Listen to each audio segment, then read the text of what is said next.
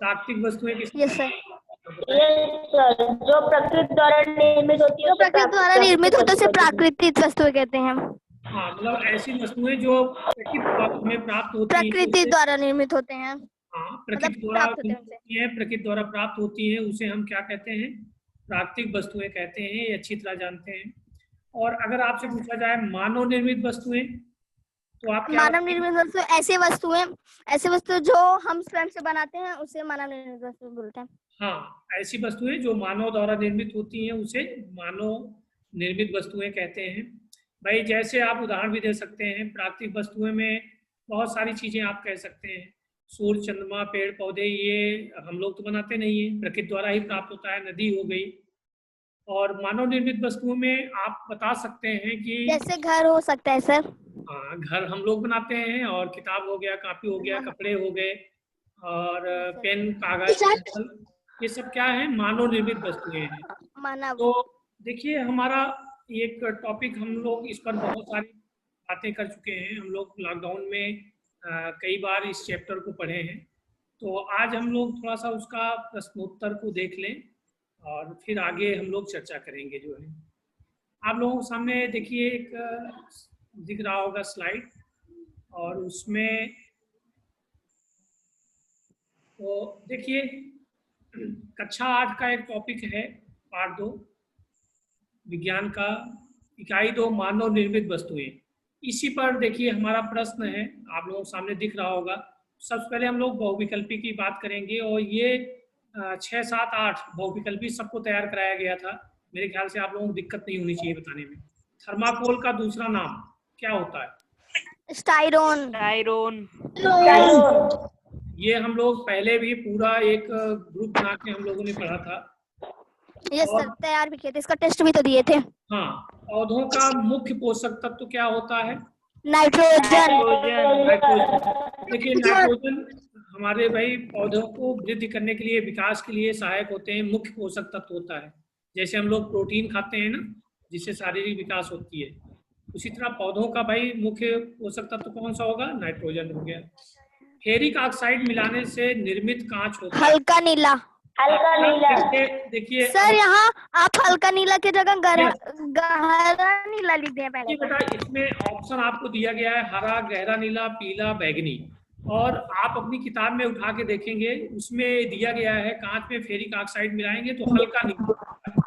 तो ये थोड़ा सा जो ऑब्जेक्ट है, इसका जो है ऑप्शन है, ये थोड़ा कंफ्यूजन में है, क्योंकि हल्का नीला इसमें गहरा नीला है, तो आप गहरा नीला कर सकते हैं। जबकि रियल में होता क्या है कि जब फेरिक ऑक्साइड कांच में मिलाते हैं तो हल्का नीलापन आता है उसमें। ठीक है, चलिए आगे देखें। खिड़कियों में प्रयोग किया जाता है कठोर कांच, साधारण या मृदु कांच। Very good. चलिए अब सही गलत पे बात करते हैं।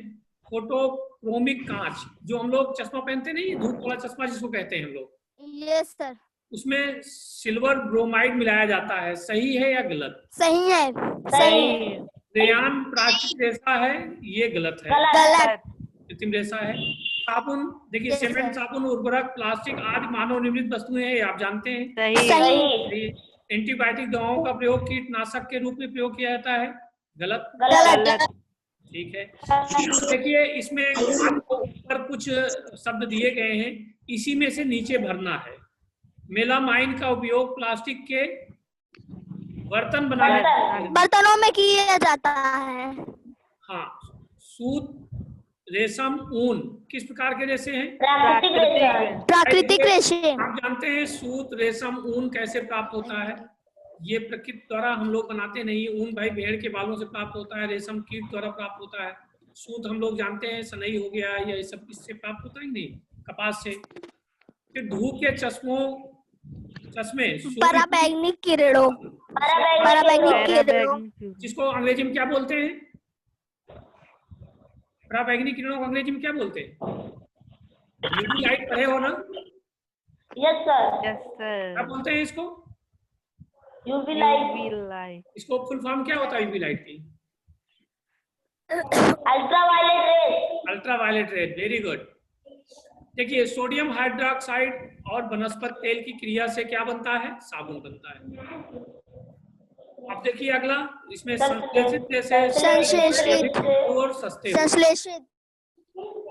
अब संक्षेप में उत्तर देना है। प्राकृतिक तथा मानव निर्मित वस्तुओं से आप क्या समझते हैं, इसको बताने की जरूरत नहीं, आपको पता है। प्रकृति से हमें अनेक वस्तुएं प्राप्त होती हैं। प्रकृति द्वारा प्रदत्त प्राकृतिक द्वारा प्रदत्त प्रकृति वस्तु कहते हैं, जैसे पहाड़, नदियाँ, समुद्र, झीलें, मिट्टी, वायु आदि। जो वैसे मनुष्य आदि निर्मित किए जाते हैं उन्हें मानव निर्मित वस्तु कहते हैं। जैसे वस्त्र, कृषि यंत्र, मकान, साबुन, सीमेंट आदि। किन्हीं 4 प्रकार के कांचों के नाम बताइए।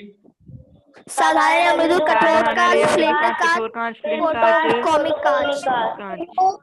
Very good. Polythene, Teflon, acrylic तथा बेकलाइट के एक एक उपयोग बताइए। देखिए पॉलीथीन का उपयोग थैली बनाने में, टेलीफोन का उपयोग मनुष्य बर्तन पर उसमें प्रतिरोधक धारण चढ़ाने में, एक्रिलिक का उपयोग कार एवं ट्रकों की खिड़कियों में, लाइट का उपयोग बिजली के प्लग, स्विच, कंघी, पेन और हल्के बनाने में किया जाता है। साबुन और अपमार्जक में क्या अंतर है? हाँ, अब देखिए ये तो क्वेश्चन है। देखिए आगे साबुन और अपमार्जक में अंतर आप देखें। ये अब हम बोल रहे हैं, आप लोग सुने ध्यान से। साबुन में क्या होता है, ये प्रायः वसा अम्लों के सोडियम या पोटेशियम लवण होते हैं। अपमार्जक क्या होते हैं, ये प्रायः एल्किन, बेंजीन, सल्फोनिक अम्ल के सोडियम लवण होते हैं। अब साबुन ये कठोर जल में कपड़ा साफ नहीं कर पाता है, लेकिन अपमार्जक क्या है, मृदु जल के अतिरिक्त कठोर जल में भी कपड़े को साफ करता है। साबुन का विलयन क्षारीय होता है और अपमार्जक का विलयन उदासीन होता है।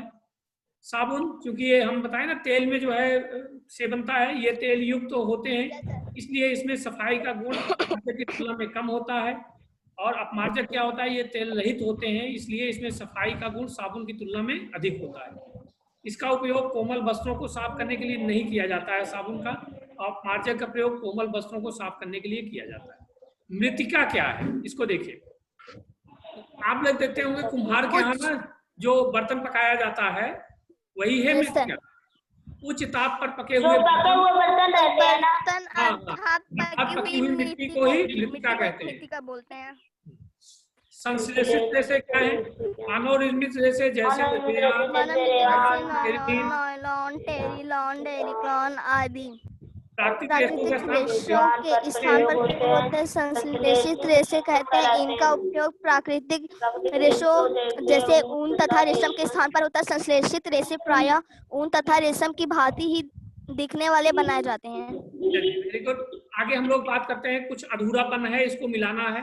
मनुष्य तथा मशीनों द्वारा निर्मित की गई वस्तुओं को क्या कहेंगे, आगे लिखा गया है मानव निर्मित वस्तुएं। हाँ, मकान बनाने में किया जाता है क्या, सरिया आदि का प्रयोग। अच्छा, सीमेंट के नए प्लास्टर में क्या करते हैं हम लोग, पानी का छिड़काव आवश्यक होता है।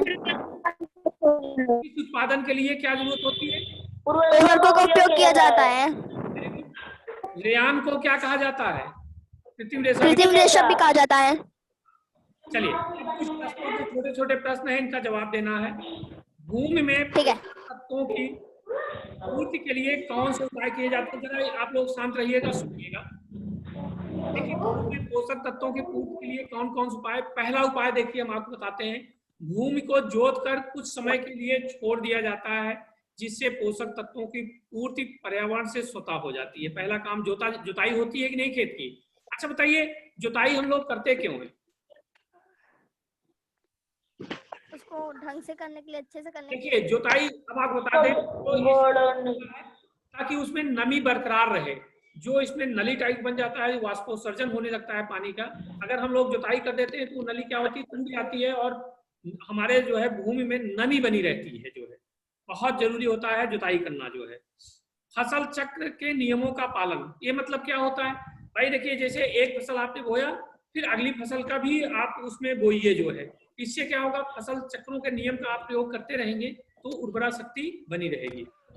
भूमि में पोषक तत्वों की तत्काल पूर्ति के लिए रासायनिक खादों का प्रयोग करेंगे, जिससे भूमि में पोषक तत्वों की पूर्ति होती रहेगी। ये आप 3 चीजें आप बता सकते हैं। अगला है, धूप में बाहर निकलने पर हम धूप के चश्मों का प्रयोग क्यों करते हैं।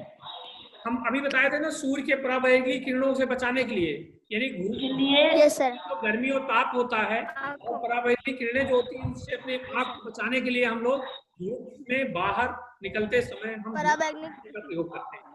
पराबैंगनी आगे देखिए, संश्लेषित वस्त्र जल्दी सूख जाते हैं। से बने वस्त्र हल्के होते हैं और उसमें सिकुड़न नहीं होती है, और पानी कम सोखते हैं, और पानी कम जल्दी सूख, इसमें जाते हैं। और इसको देखिए, इसमें आग भी बहुत तेजी से पकड़ती है, जाहिर बात है, इसमें सूखता नहीं है जो है, और ये बहुत जल्दी से सूखते हैं जो। आगे देखिए, जैव निम्नीकरणीय एवं जैव अनिम्नीकरणीय में अंतर। जैव निम्नीकरणीय क्या होता है, समझिएगा इस बात को। ऐसे पदार्थ जो प्राकृतिक प्रक्रिया जैसे जीवाणु की क्रिया द्वारा अपघटित हो जाते हैं उसे जैव निम्नीकरणीय कहलाते हैं। जैसे कागज हो गया, सूती कपड़ा हो गया, ऊनी वस्त्र हो गया, इसको अगर आप फेंक दें तो ये प्राकृतिक रूप से अपने आप ये जो है नष्ट हो जाते हैं, जीवाणुओं द्वारा नष्ट हो जाते हैं। जैसे और भी देखा जाए कि भाई मानव शरीर भी देखिए, मरने के बाद अगर इनको बाहर छोड़ दिया जाए तो ये भी नष्ट हो जाते हैं कि नहीं जो है। जैव अनिम्नीकरणीय पदार्थ कौन होते हैं? ऐसे पदार्थ जो प्राकृतिक प्रक्रियाओं द्वारा सरलता से विघटित नहीं होते हैं, उन्हें क्या कहते हैं? जैव निम्नीकरणीय पदार्थ कहलाते हैं। जैसे प्लास्टिक हो गया, ये सब जल्दी आपको नष्ट होते हैं? नहीं नष्ट होते हैं जो